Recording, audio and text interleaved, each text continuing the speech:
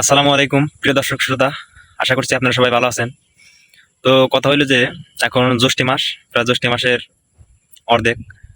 তো ভাবলাম আসলে জ্যৈষ্ঠ মাসে প্রচন্ড গরম থাকে। যাই হোক, গরমের মাঝে অনেক সময় ভালো লাগার কিছু বিষয় আছে, যেমন মনে করেন আম, কাঁঠাল, লিচু এসব ফল ফলাদি পাকে। এই কারণে হয়তো একদিক দিয়ে খারাপ লাগলে ওইসব ফলমূল পাকার দিক দিয়ে হয়তো বা ভালো লাগে জ্যৈষ্ঠ মাসটা। তো কথা হয়েছে আজকে দু একটা কথা বলবো আম নিয়ে। তো সেটা হয়েছে আপনার আমের যে কত নাম ভাই, নাম কি, এমন কিছু নাম যা শুনলে আপনি অবাক হয়ে যাবেন, মাথায় হাত দিবেন। কত হয়েছে আমের এরকম নাম। এক নম্বর আপনার নাম হয়েছে ল্যাংরা, হিমসাগর, তারপর হাড়িভাঙ্গা। ভাই এত নাম থাকতে দেশের ভিতরে হাড়িভাঙ্গা কিরকম নাম রে ভাই?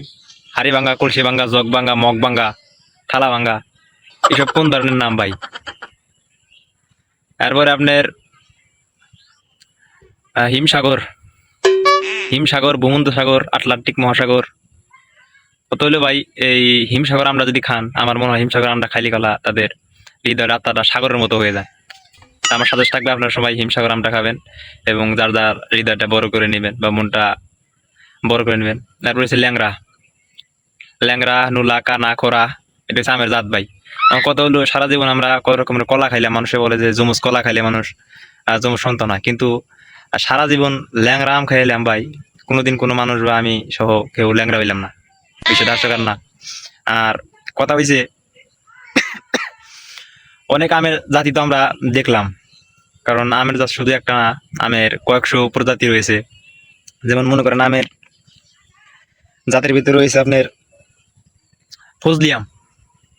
ফজলি আম এটা কোন ধরনের নাম রে ভাই? এটা কি সেই বাংলায় খুব ফজলুল হকের নাম অনুসারে নাম রাখা হয়েছে নাকি? নাকি যারা আমের নাম রাখছে এরা ফজলি আম বাদে কোনো আম খুঁজে নাম পায় নাই কে? দেখে যারা রাখছে রাখছে, এটা আমাদের মাথা ব্যথা কোনো করার দরকার নাই। তো কথা হয়েছে আপনার নামের শুধু এইসবই নাম না, আমের আরো 100টা পরে জাত আছে। এর মধ্যে আমি কিছু জাতের কথা আপনি কই। ফজলু, ফজলি, ল্যাংরা, গোপালভোগ, খিসাপাতা, অরুণা, আম্রপালি, মল্লিকা, সুবর্ণরেখা, তারপর হচ্ছে মিশ্রি দানা, নীলাম্বরী, কালীভোগ, কাঁচামিঠা, আলফানসো, বারোমাসি, কেউসাই, গোপাল খাস, কেন্ট, সূর্যপুরি, পাহুতান, ত্রিফলা, হাতপরা, গুটলি, অরুণা, কলাবতী ইত্যাদি। মানে আরো আছে ভাই কয়েকশো জাতি, তো মাত্র কয়েকটা কইলাম, আপনারা দেখে নিন অনেকগুলা। কথা সেটা নামের অনেক আপনারা যাই করার সুনাম বা আলোচনা যাই করলাম, আলে কিন্তু আমের কিন্তু কোনো অনেক উপকারও আছে। কথা হয়েছে এই যে জ্যৈষ্ঠ মাসে আম যে পাকছে, পাকা আম খাইতে পারলে অনেক উপকার আছে, পাকা কাঁচা যাই বলেন। এক নম্বর কথা হলে আমের ভিতরে থাকে কোলেস্ট্রল। এই আমটা খাইলে গলা আপনার শরীরের ভিতরে কোলেস্ট্রল কমায়, যার ফলে আপনার শরীরে যে হাড়টা ভালো থাকে, কোলেস্ট্রলের পরিমাণ কমে আপনার হাড়টা ভালো রাখে। 2 নম্বর আমের ভিতরে আছে ভিটামিন এ। আমরা জানি যে ভিটামিন এর সবচেয়ে উপকারী কাজ হয়েছে রাতকানা রোগ দূর করে। কারণ আমটা বেশি বেশি খাবেন, রাতকানা রোগ যাদের আছে বা চোখে কম দেখেন এরকম রোগটা সাইডে দেবো। এরপরে আমের ভিতরে অনেক ধরনের ভিটামিন এ আছে, মনে করেন vitamin A, vitamin C, vitamin E, এরকম অনেক ভিটামিন আমের ভিতরে আছে।